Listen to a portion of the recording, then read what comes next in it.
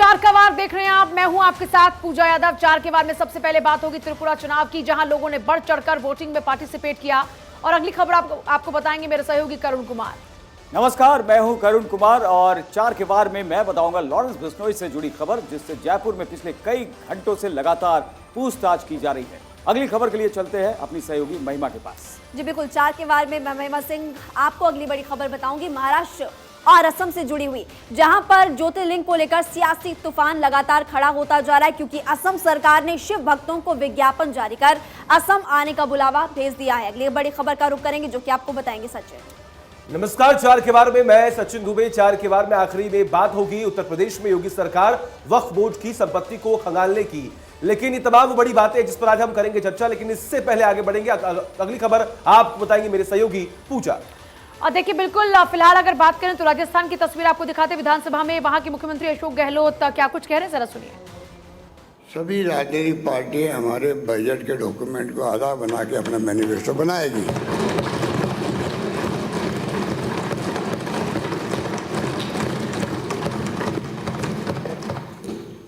आपके दिल जानता है, ऊपर से कुछ भी को अलग बात है। बहुत शानदार समग्र विकास वाला बजट पेश किया गया है। ये पर कैपिटा इनकम मैंने बात इसलिए कही,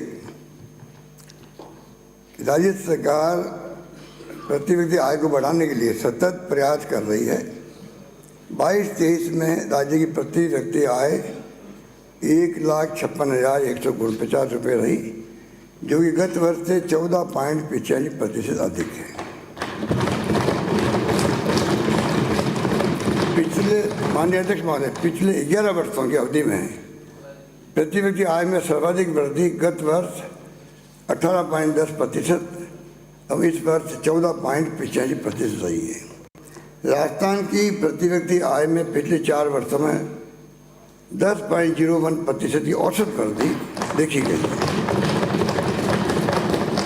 जबकि अखिल भारतीय स्तर पर यह वृद्धि 7.89% ही रही है। गत 3 वर्षों में राजस्थान अन्य राज्यों की तुलना में सर्वाधिक प्रति व्यक्ति आय वाले राज्यों में पिछड़े राज्यों से निकल करके अग्रणी राज्यों में खड़ा हो गया है। सांख्यिकी कार्यक्रम इम्प्लीमेंटेशन मंत्रालय भारत सरकार द्वारा अगस्त 22 में जारी विभिन्न राज्यों की GSDP के अनुसार विभिन्न राज्यों में गत 10 वर्षों में प्रति व्यक्ति आय में रही वृद्धि दर के विश्लेषण से स्पष्ट होता है कि सर्वाधिक प्रति व्यक्ति आय में वृद्धि वाले राज्यों में राजस्थान का स्थान। अध्यक्ष महोदय, ये बात सदन के माननीय सदस्य सुनने लायक है। पिछली सरकार के वक्त में 16-17 में 21वें पे, 17-18 में 30वें पे और 18-19 में 19वें पे रहा था, जबकि राज्य सरकार की कुशल आर्थिक नीतियों का कारण सर्वाधिक प्रति व्यक्ति आय में वृद्धि वाले राज्यों में राजस्थान के स्थान 19-20 में 12वें पे, 20-21 में 10वें पे और 21-22 में 9वें पे रहा है।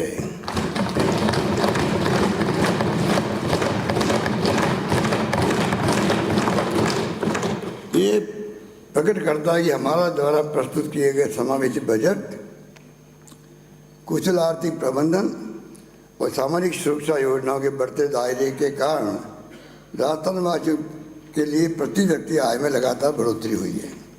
माननीय अध्यक्ष महोदय,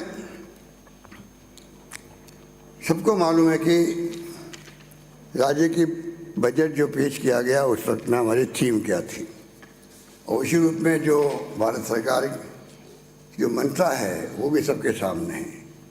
क्योंकि भारत सरकार पता नहीं प्रधानमंत्री जी ने राज्यसभा के अंदर भी और दोसा के अंदर भी जिस प्रकार के भाव प्रकट किए वो दुर्भाग्यपूर्ण है।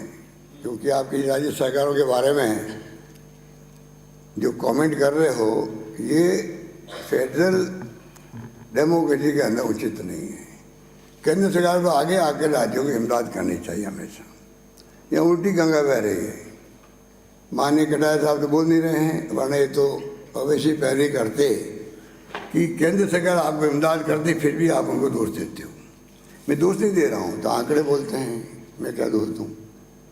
आंकड़े देखें आप, तो हर क्षेत्र में भारत सरकार ने अभी कटौती करी है खर्चे के अंदर। 5-6 वैसे तो बहुत लंबी लिस्ट है, 5 मैं आपको बताना चाहूँगा। पर्यावरण वानिकी में 40%, सीमा क्षेत्र विकास कार्यक्रम में अभी रैली में कहा माननीय अध्यक्ष महोदय 2 साल के अंदर कि राज्य में इसलिए सड़कें नहीं बनी बॉर्डर पर 50 साल में, ऐसा ही भाव था उनका कि जिससे कि दुश्मन देश के लोग इधर नहीं आ जाए सड़कों पर। और बड़ी खबर इस बीच पटना से दुकानदार ने खुद को आग लगा ली। शख्स ने थिनर छिड़का और खुद को आग लगा ली। अधिग्रहित जमीन खाली कराने पहुंची थी पुलिस। नाराज लोगों ने पुलिस पर किया पथराव। रेलवे की जमीन खाली कराने पहुंची थी पुलिस, जिस दौरान में नाराजगी के कारण ये देखिए किस तरीके से युवक ने अपने ऊपर थिनर छिड़का और उसके बाद आग लगा ली। अधिग्रहित जमीन खाली कराने के लिए पुलिस पहुंची थी। नाराज लोगों ने पुलिस पर ही पथराव उसके बाद शुरू कर दिया। खबर पटना से है, जहां पर दुकानदार ने खुद को आग लगा ली। शख्स ने थिनर खुद पर छिड़का और उसके बाद खुद को आग के हवाले कर दिया। अधिग्रहित जमीन खाली कराने पहुंची थी यहां पुलिस, और अब नाराज लोगों ने पुलिस पर पथराव भी किया। तस्वीरें आप लगातार देख रहे हैं, धुंधली तस्वीरें इसलिए क्योंकि ये तस्वीरें आपको विचलित कर सकती हैं, इसलिए इन तस्वीरों को धुंधला किया गया। बिहार की राजधानी पटना में जमकर बवाल। बार बार बिहार से ऐसी घटनाएं सामने आ रही हैं जो प्रशासन के ऊपर, सरकार के ऊपर सवाल दागती हुई नजर आती हैं। ये देखिए एक बार फिर से यहां पुलिस टीम पर कैसे लोगों ने पथराव किया, वो आप देख सकते हैं। लोगों की नाराजगी कैसे बढ़ गई। उसके बाद यहां देखिए कुछ शख्स तो पुलिस का एक गिरेबान पकड़ कर पटकने को तैयार हैं पुलिस को। ये हालात है इस वक्त बिहार की राजधानी पटना के। बिहार की राजधानी पटना में इस बार फिर से बवाल।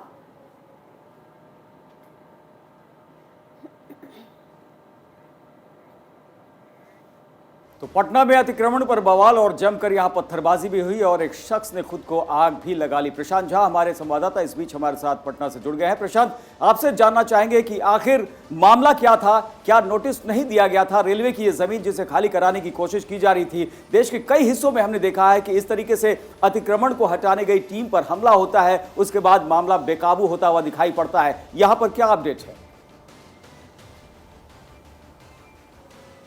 देखिए, ये पटना सिटी का इलाका है। जो पटना सिटी रेलवे स्टेशन से जो पटना की तरफ ट्रेनें आती हैं, उसी वही रेलवे ट्रैक के पास में बाईं साइड में जो दुकानदार हैं उनकी दुकानें हैं, और रेलवे का ये शुरू से ये कहना है कि ये ज़मीन उसकी है और उस पर जो भी लोग उसको इंक्रोच करके उस पर दुकान चला रहे हैं उनको खाली करना पड़ेगा।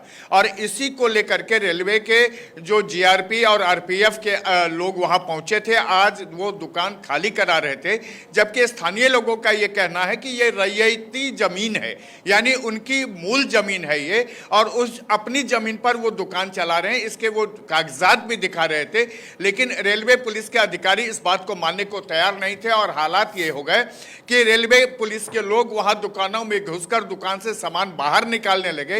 इसी बीच जो हार्डवेयर की दुकान थी, जो अनिल नाम के शख्स की दुकान है, उस दुकान में भी पुलिस पहुंची और पहले दुकान से सामान बाहर निकाला और उसके बाद ये पूरी घटना। बहुत शुक्रिया आपका फिलहाल पूरी जानकारी के लिए। यहाँ पर जहाँ सिचुएशन को हैंडल किया जा सकता था, लेकिन थोड़ा सा दिमाग यहाँ लगाना था। यहाँ दिमाग लगाने की बजाय जिस तरीके से लोगों के साथ व्यवहार किया गया, उसके बाद यहाँ पर क्या व्यवहार लोगों का देखने को मिला वो आप देख ही रहे हैं। इस बीच आगे बढ़ेंगे, एक और बड़ी खबर। त्रिपुरा चुनाव के लिए वोटिंग खत्म हो चुकी है। त्रिपुरा में 4 बजे तक मतदान था। लाइन में लगे लोग ही अब वोटिंग कर पाएंगे। त्रिपुरा में बढ़ चढ़कर लोगों ने वोटिंग की है। दोपहर के 3 बजे जो वोट प्रतिशत रहा वो लगभग 70% है। तो आप समझ सकते हैं कि त्रिपुरा में लाइन में लगे लोग अब वोटिंग कर सकते हैं, और अभी वोटिंग क्लोज हो चुकी है। नतीजे 2 तारीख को आएंगे। और अभी देखिए त्रिपुरा में एक तरफ अगर मुकाबले की ही बात करें तो एक तरफ जहां बीजेपी गठबंधन, वही दूसरी तरफ कांग्रेस और सीपीएम। वहीं एक और बात अगर की जाए तो यहां टीएमसी की दस्तक भी हो चुकी है, और साथ ही साथ जिस तरीके से यहां पर एक और वहां की जो रीजनल पार्टी है वो भी लगातार ताल ठोकती हुई नजर आ रही है। ऐसे में इस बार जो तमाम प्रत्याशी है उनकी किस्मत का फैसला जनता ने कर दिया है। 3 बजे तक क्या वोट परसेंटेज रहा वो है 69.96%, यानी लगभग 70% मतदान हुआ है। इसे समझा जा सकता है कि काफी अच्छा वोट परसेंटेज रहा है। अगर त्रिपुरा में 70% का ये ऑलमोस्ट वोट परसेंटेज है, और अभी भी क्योंकि जो लाइन में लोग खड़े हुए हैं वो उनके वोट परसेंटेज के बाद में इसमें और इजाफा हो सकता है। फिलहाल 3 बजे तक की वोटिंग का जो आंकड़ा है वो है लगभग 69.96% का। अब तक मतदान लगभग 70% हो चुका है, और ये आंकड़ा और भी जब फाइनल एक बार क्लोज होंगी मशीन तब और क्लियर हो पाएगा डेटा।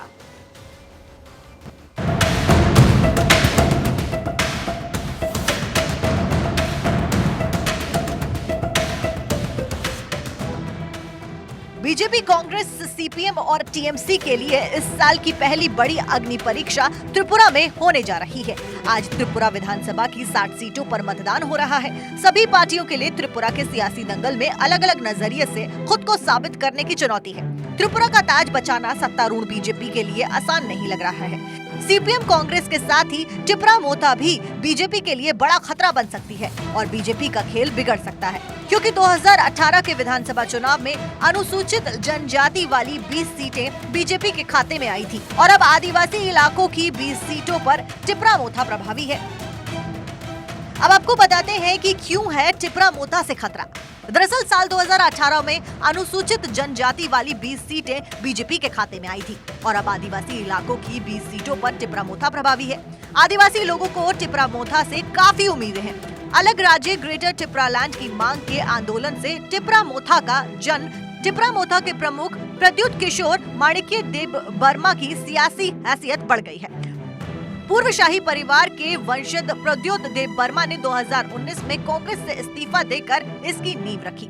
आदिवासियों के लिए ग्रेटर टिपरालैंड के नाम से अलग राज्य की मांग के लिए आंदोलन किया। जल्द ही त्रिपुरा के आदिवासियों के बीच अच्छी खासी पैठ बन गई। फरवरी 2021 में प्रद्युत देव वर्मा ने ऐलान किया कि अब टिपरा मोथा राजनीति में उतरेगी।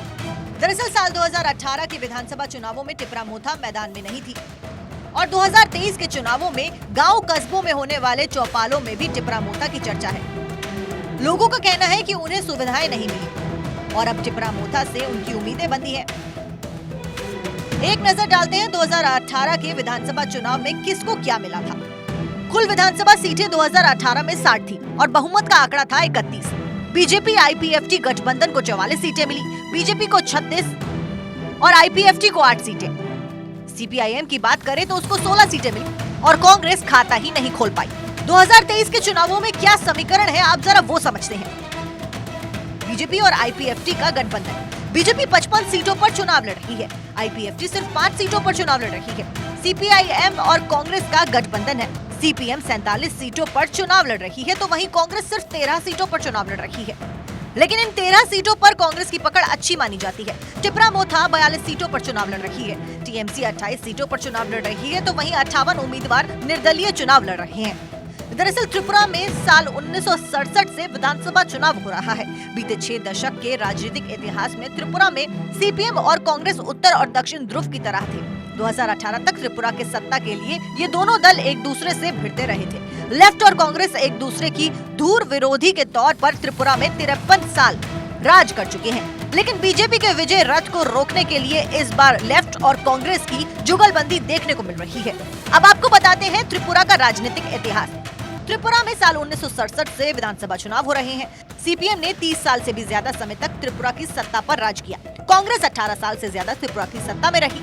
साल 1993 से 2018 तक कांग्रेस मुख्य विपक्षी दल के तौर पर त्रिपुरा में रही। 2018 विधानसभा चुनाव में सीपीएम और कांग्रेस की जबरदस्त हार हुई। सीपीएम को 60 में से सिर्फ 16 सीटों पर ही जीत मिली। 2018 में 59 सीटों पर लड़ने के बावजूद कांग्रेस को एक भी सीट नहीं मिल पाई थी। बीजेपी के ऐतिहासिक प्रदर्शन ने 2.5 दशक से चली आ रही सीपीएम की सत्ता छीन ली। 2018 में बीजेपी आईपीएफटी गठबंधन को 44 सीटें मिली। 2018 में अकेले बीजेपी ने बहुमत से ज्यादा 36 सीटें हासिल की हैं। सीपीएम से गठबंधन कांग्रेस के अस्तित्व के लिए जरूरी हो गया था। दरअसल इस बार का त्रिपुरा विधानसभा चुनाव अब तक के चुनावों से थोड़ा अलग हो रहा है, क्योंकि 2018 के चुनाव के मुकाबले इस बार सियासी समीकरण पूरी तरह से बदले हुए हैं। क्योंकि 2018 में बीजेपी, सीपीएम, कांग्रेस तीनों ही अलग अलग एक दूसरे को चुनौती दे रहे थे। लेकिन इस बार बीजेपी की सत्ता में वापसी को रोकने के लिए कई दशकों तक विरोधी रहे सीपीएम और कांग्रेस ने गठबंधन कर लिया है। वहीं पिछली बार बीजेपी को उस वक्त आदिवासियों के बीच लोकप्रिय indigenous peoples front of Tripura यानी आईपीएफटी के साथ मिलकर चुनाव लड़ने का भी फायदा मिला था। लेकिन इस बार टिपरा मोथा के चुनावी मैदान में होने की वजह से आदिवासियों का फिर से उसी तरह का समर्थन हासिल करना बीजेपी के लिए आसान नहीं है। बदले हुए सियासी समीकरण को देखते हुए इस बार चुनाव के नतीजे बदल सकते हैं। देखना यह है कि त्रिपुरा में बीजेपी फिर से कमल खिलाने में कितना कामयाब होती है। चार का वार में अगली खबर गैंगस्टर लॉरेंस बिश्नोई से जुड़ी हुई, जिससे जयपुर में पूछताछ हो रही है। जयपुर में लॉरेंस बिश्नोई से पुलिस की पूछताछ। जी क्लब पर फायरिंग मामले में ये पूछताछ चल रही है। 8 महीने बाद गैंगस्टर लॉरेंस बिश्नोई से ये पूछताछ हो रही है और कड़ी सुरक्षा के बीच लॉरेंस बिश्नोई को लाया गया, जिससे अभी पूछताछ चल रही है। कई हत्याकांड में लॉरेंस बिश्नोई का नाम शामिल है। तो लॉरेंस बिश्नोई, जिससे फिलहाल पुलिस पूछताछ कर रही है और जयपुर में ये पूछताछ हो रही है। कई बातें निकलकर आने की संभावना है। जयपुर में लॉरेंस बिश्नोई से लगातार पुलिस की पूछताछ। जयपुर से इस वक्त की ये बड़ी खबर हम आपको बता रहे हैं, जहां पर गैंगस्टर रोहित के गुर्गों के खिलाफ ये एक्शन और पूछताछ लॉरेंस बिश्नोई से। रोहित के गुर्गों के ठिकानों पर रेड भी डाली गई। दूसरी तरफ छापेमारी, एक तरफ पूछताछ। गैंगस्टर लॉरेंस से पूछताछ में कई बातें सामने आई और उसके बाद अब रेड। कालवाड़ और करधनी में पुलिस की दबिश। पुलिस की रेड और कालवाड़ और करधनी इलाके में पुलिस की ये दबिश। बदमाश शक्ति और लक्की राणोली के ठिकानों पर यह दबिश दी गई है। सीकर के राजू ठेहट हत्याकांड में भी वांछित है शक्ति राणोली। एसीपी जाटीवाला, प्रमोद स्वामी, कालवाड़ थाना प्रभारी और ये सभी पूछताछ में शामिल है। तो अलग अलग जगहों पर आपने देखा कि यहाँ पर दबिश दी जा रही, छापेमारी की जा रही। सत्यनारायण इस खबर पर विस्तार से जानकारी देंगे। सत्यनारायण, अलग अलग जगहों पर छापेमारी भी की जा रही है, उधर पूछताछ भी लगातार जारी है, इस खबर पर विस्तार से जानकारी।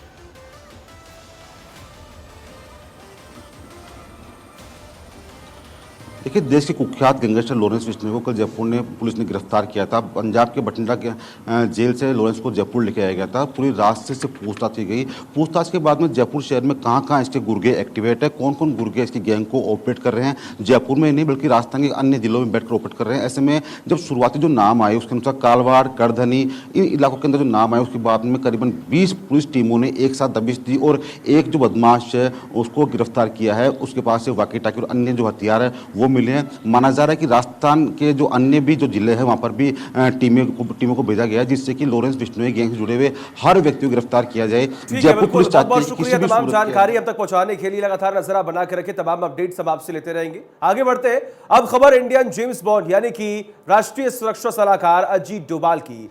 पतनगर में एनएसए अजीत डोभाल का सम्मान हुआ। आपको जानकारी दें कि उपाधि से उन्हें सम्मानित किया गया है। डोभाल पंतनगर यूनिवर्सिटी के दीक्षांत समारोह में शामिल होने के लिए पहुंचे थे। 34वें दीक्षांत समारोह में शामिल हुए थे अजीत डोभाल और अजीत डोभाल के आने से छात्रों में काफी उत्साह भी देखा गया। तो एनएसए अजीत डोभाल पहुंचे हुए थे। वहां पर जब पहुंचे तो तमाम छात्रों के बीच में काफी उत्साह भी देखने को मिला। लोगों ने उनका भव्य स्वागत किया।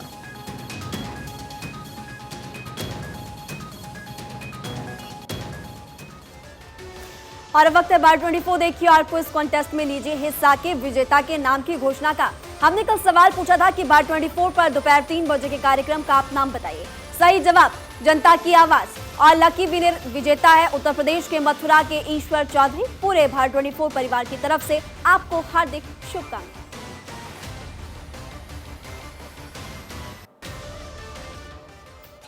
और चलिए अब बारी विजुअल ऑफ द डे की, जिसमें हम आपको दिखाते हैं हिमालय रेंज का बेहद खूबसूरत नजारा। भारत, नेपाल और चीन में मौजूद हिमालयन रेंजेस अपनी कुदरती खूबसूरती के लिए दुनिया भर में मशहूर है, जहां पर बर्फ के ढके हुए पहाड़ बहुत ही शानदार नजारा पेश करते हैं। हिमालयन रेंज के बीच मौजूदा झरने, झील, नदियां इसकी खूबसूरती को बयां करती है, चार चांद लगाती है। और हिमालयन रेंजेस लंबे अरसे से माउंटेन ट्रैकिंग करने वाले लोगों को अपनी ओर आकर्षित भी करती है।